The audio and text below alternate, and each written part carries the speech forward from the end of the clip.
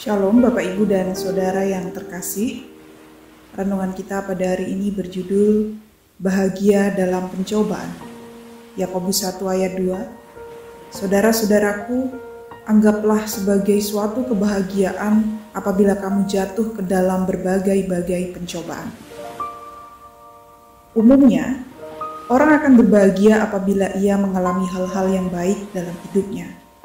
Perjalanan hidup terasa mulus, tanpa rintangan dan hambatan yang berarti. Keadaan akan berubah secara drastis ketika berbagai pencobaan terjadi, sehingga sulit rasanya menemukan orang yang tetap berbahagia saat itu.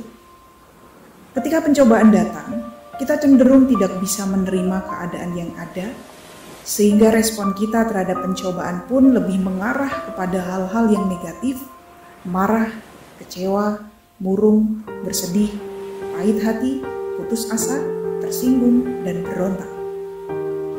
Firman Tuhan hari ini justru menyatakan bahwa ketika dihadapkan pada berbagai pencobaan, kita harus menganggapnya sebagai suatu kebahagiaan.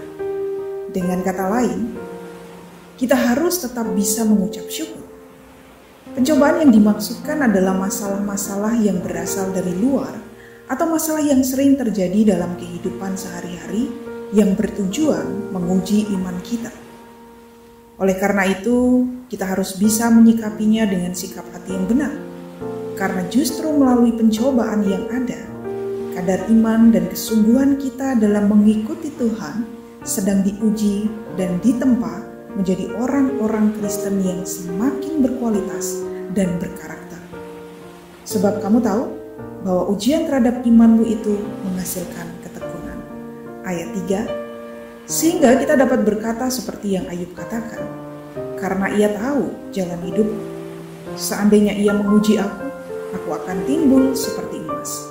Ayub 23 ayat 10. Di balik pencobaan-pencobaan yang dialami Ayub, ada maksud dan tujuan yang indah. Jika kita diizinkan mengalami berbagai-bagai pencobaan, jangan pernah berpikir bahwa Tuhan itu jahat dan tidak mengasihi kita. Justru hal itu mendatangkan kebaikan bagi kita, karena dalam segala perkara Tuhan pasti turut bekerja. Roma 8 ayat 28. Adalah sangat mungkin kita tetap berbahagia sekalipun situasi-situasi yang ada tidak mendukung, bila kita memahami maksud dan rencana Tuhan ini. Berbahagia tanpa disertai ketakutan dan kekhawatiran. Mungkinkah berbahagia di tengah pencobaan? Sangat mungkin. Karena tidak ada perkara yang mustahil bagi orang percaya. Kiranya Allah selalu memampukan kita untuk tetap bahagia